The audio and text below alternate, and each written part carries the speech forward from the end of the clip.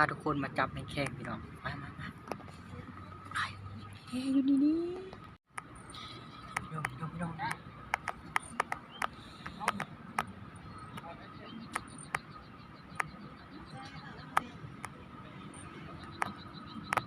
แข้งพี่น้องไม่แข้ง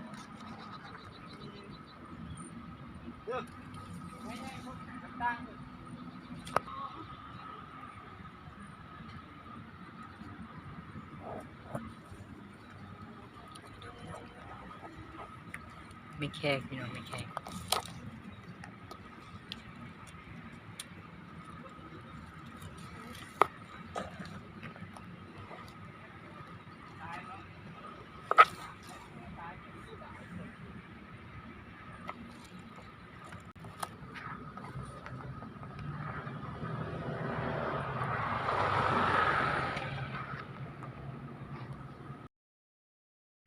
เดี๋ยวนี้ก็กำลังจับเนาะเดี๋ยวนี้จับ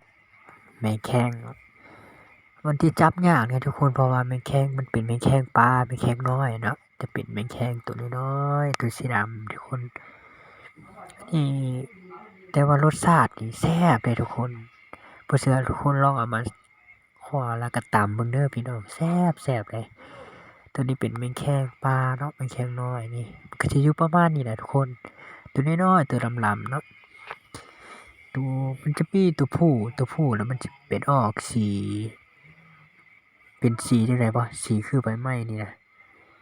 สีออกเป็นสีเหลืองหน่อยนึงเนาะถ้าเป็นตัวแม่มันจะเป็นตัวสีดำทุกคนนี่ประมาณนี้เนาะมันสิจับอยู่จังซี่แหละพี่น้องจับอยู่กิ่งไม้จังซี่หายากเลยทุกคนบอนมันมีจึงมีอันนี้แต่ว่าส่วนน้อยจะเห็นอยู่เนาะนี่ก็สิประมาณนี้แหละจับเอาแต่ว่าจับยากตัวน้อยๆทุกคนแต่ว่าหาพ้องว่ารสชาตินี่แซ่บกว่าแมงแข้งทั่วไปที่อยู่ตามบ้านอยู่ต้นลำไยจังซี่นะอันนี้มันอยู่ตามหิมน้ำเนาะอยู่ตามเครือไม้นี่ก็จะสีลำๆจังซี่ล่ะเอายากเลยทุกคนตัวน้อยเด้แต่ว่ากินนี่มันจะกินแห้งก่อนทุกคนกินแห้งกว่าเก่าเพราะว่าอันนี้มันเป็นอยู่ป่าเนาะนี่ตัวน้อยๆจังซี่ล่ะ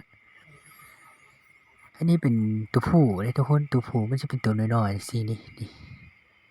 ถ้าเป็นตัวแม่จะเป็นตัวสีดำใหญ่ตัวใหญ่กว่านี้หาพ้องว่ารสชาตินี่แซ่บทุกคนลองเด้อถ้าไผเห็นเนาะเอามาชิมเบิ่งเนาะอันนี้ก็สิได้น้อยๆส่ำนี้แหละอันนี้ตัวนี้มันจะบ่ค่อยมีปานใดเดะแล้วก็บ่มีเวลาที่มาถ่ายคลิปให้ทุกคนเบิ่งเนาะอันนี้ก็ถ่ายคร่าวๆให้พี่น้องเบิ่งว่าบางคนอาจจะเคยได้กินแล้วถ้าไผบ่เคยก็ลองซอกหามาเฮ็ดเบิ่งเด้อนี่กินนี่จะเอากินแห้งๆก่อนถ้าเวลาที่เราจะเฮ็ดกินนะเราต้องมาใส่ตะนางหยังจังซี่นะแล้วก็มาข้างไฟอ่อนๆให้น้ำมันเหี่ยวออกก่อนทุกคนน้ำมันเหี่ยวออกแล้วรสชาติมันจะแซ่บกว่าเก่าเลยถ้าไผมักกินแห้งๆก็บ่เป็นหยังก็ลองโลดแต่ว่าตามภาษาบ้านเราจะได้มาลวกหน่อยหนึ่งก็จังมาคั่วตามเนาะนี่ประมาณนี้เลยทุกคนอันนี้ก็จับเลยเป็นที่เรียบร้อยแล้วก็ประมาณนี้ละนี่จะถ่ายให้ทุกคนเบิ่งเนาะตัวเป็นจังซี่ตัวสีดำมันจะเป็นตัวผู้เด้อทุกคนมันจะเป็นตัวแม่ เว้าผิดเป็นตัวแม่ก็ประมาณนี้เนาะ